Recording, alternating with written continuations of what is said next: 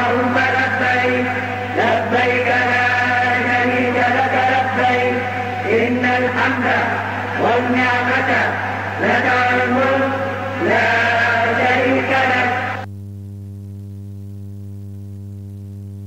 Sejumlah calon haji asal Kota Medan, Sumatera Utara yang menderita sakit dan tidak bisa berjalan normal berangkat berhaji ke Tanah Suci. Sementara di Mojokerto, Jawa Timur, sejumlah calon haji lainnya nyaris ketinggalan rombongan.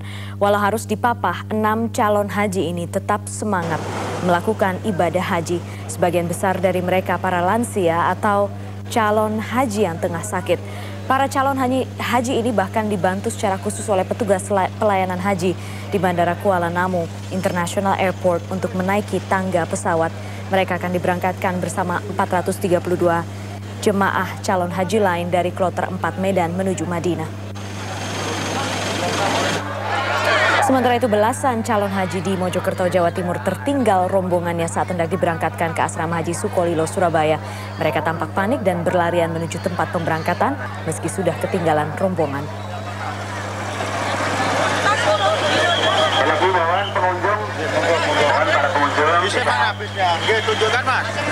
Berkeliaran di seputaran Kapuro.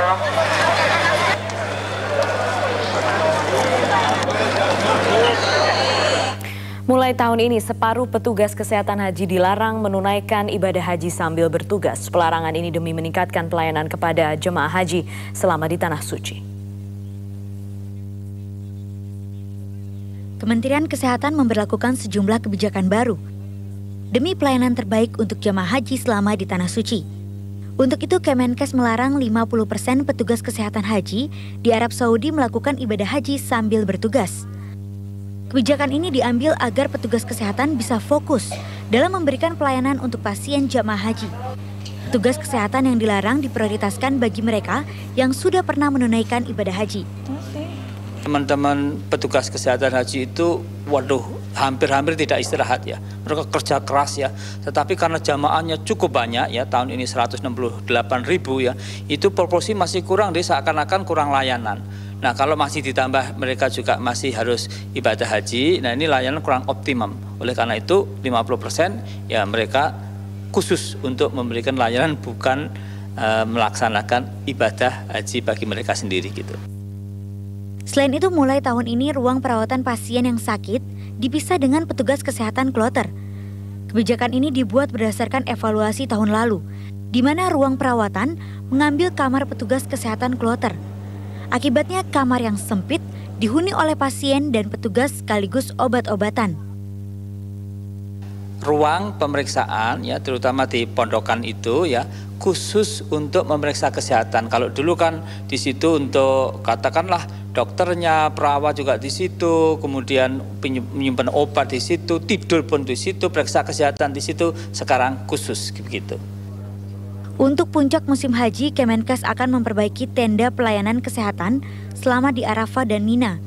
Selain itu juga sedang diusahakan untuk memperbanyak stiker untuk ambulan yang bisa beroperasi selama di Arafah dan Mina. Tim Liputan Metro TV. Minggu pertama sholat Jumat di Madinah berlangsung ramai di Masjid Nabawi. Sejumlah jemaah calon haji berbondong-bondong ke Masjid Nabawi. Lebih dari 10.000 jemaah calon haji asal Indonesia sudah berada di Madinah. Berikut liputan Idam Samana dan Nur Budi dari Madinah, Arab Saudi. Saya berada di kawasan Masjid Nabawi, wilayah teramai di kota Madinah khususnya menjelang waktu sholat Jumat. Dan yang seperti Anda saksikan, sejumlah jemaah sudah berjalan menuju ke Masjid Nabawi. Beberapa di antara mereka juga singgah di beberapa toko di sekitar masjid.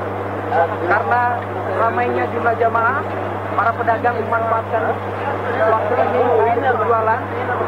Dan hari ini adalah hari pertama dari sholat Jumat bagi para jemaah haji yang telah tiba di kota Madinah, termasuk jemaah haji asal Indonesia yang saat ini sudah lebih dari 10.000 jemaah berada di kota ini.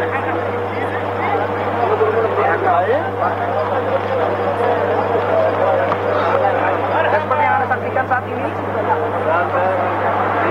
para jemaah sudah menuju ke Masjid Nabawi dan saat saya melaporkan, waktu menunjukkan pukul 40 menit. Ini berarti waktu sholat Jumat tersisa 1 jam lewat 20 menit ke depan.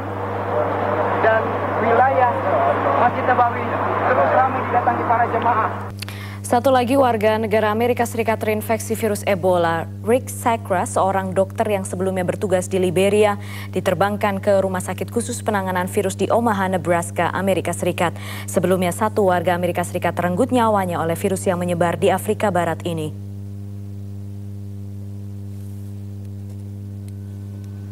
Rumah sakit Nebraska bersiap menyambut Dr. Rick Sacra yang akan tiba Jumat waktu setempat setelah diterbangkan dari Liberia. Rick nantinya akan ditempatkan di ruangan khusus isolasi yang merupakan satu dari 4 fasilitas terbesar di AS khusus untuk penanganan penyakit virus. Istri Rick, Debbie, dalam konferensi pers di Worcester, Massachusetts menyatakan suaminya yang menjadi relawan dokter di Liberia dalam kondisi lemah namun optimis akan sembuh. Selama bertugas, Rick tidak pernah berhubungan langsung dengan penderita Ebola karena dia fokus membantu persalinan. Keluarga pun heran bagaimana Rick bisa terjangkit virus tersebut. Berdasarkan data WHO, korban tewas akibat virus Ebola mencapai 1.848 jiwa per 31 Agustus, dengan korban terbanyak dari Liberia. Virus Ebola berkembang awalnya di Gokado, Guinea, yang berbatasan dengan Sierra Leone dan Liberia.